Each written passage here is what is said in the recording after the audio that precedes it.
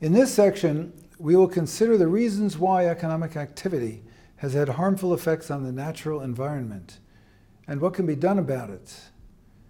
Scientists have been warning that the current trajectory of rising average global temperatures that result from burning fossil fuels will have severe consequences in the coming decades.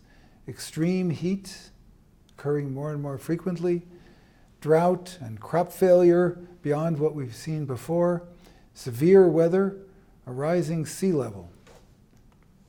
Will this be our future? An important question. Human economic activity damaged nature before the rise of capitalism. However, the capitalist system introduced new and powerful reasons for environmental damage.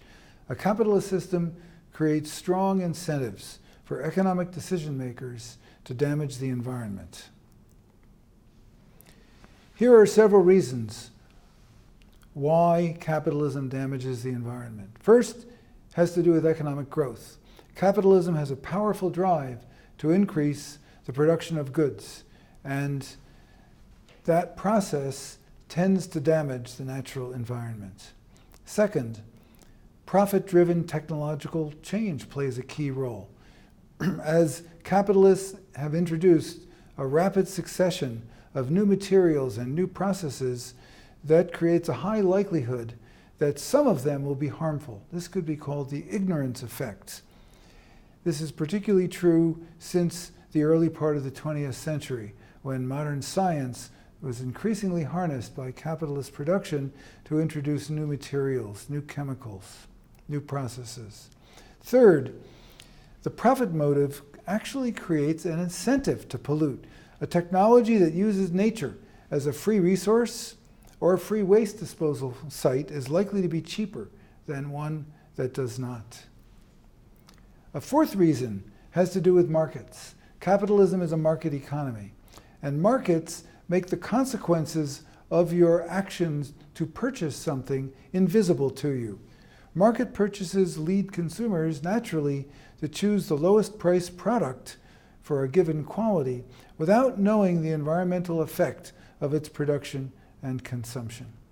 Now, what are the responses to the most serious problem coming from the effect of capitalist activity on the environment? Global climate change.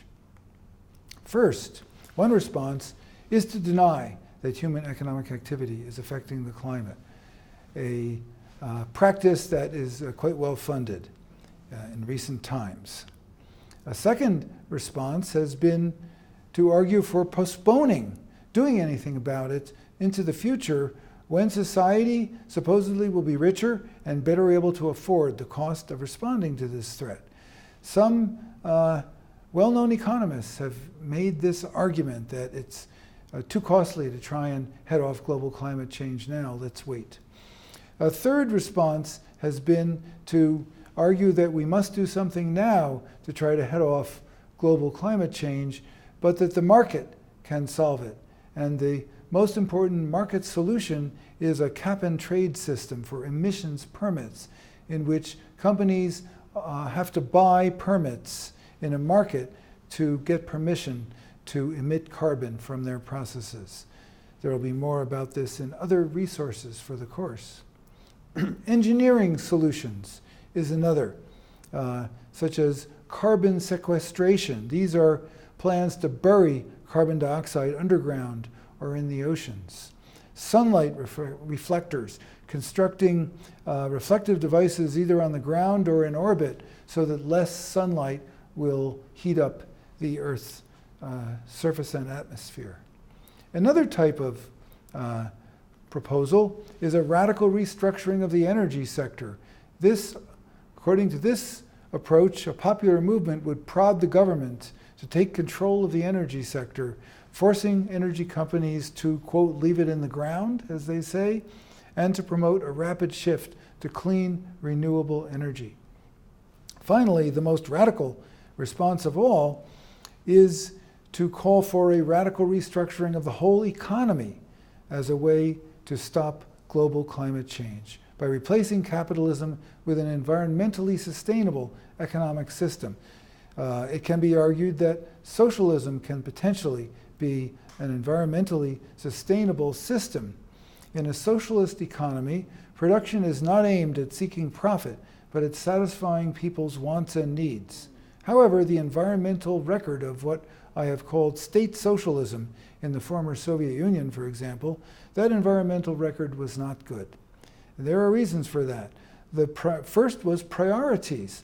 The Soviet economy did not have the capitalist reasons for bringing environmental decay, except for the priorities, the effect of the priorities of that system.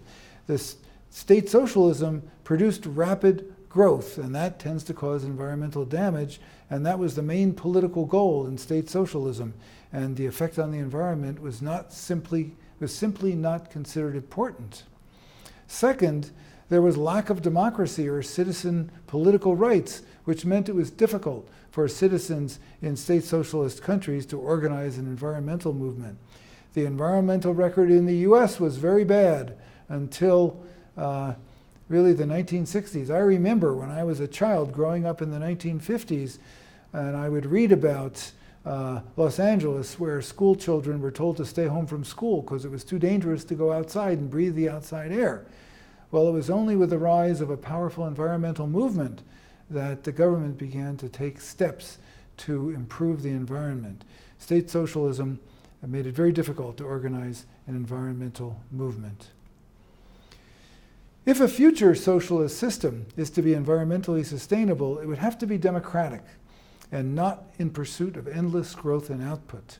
Achieving environmental sustainability must be a major criterion in decisions about production and technological change if our species is to survive in the long run. Thank you.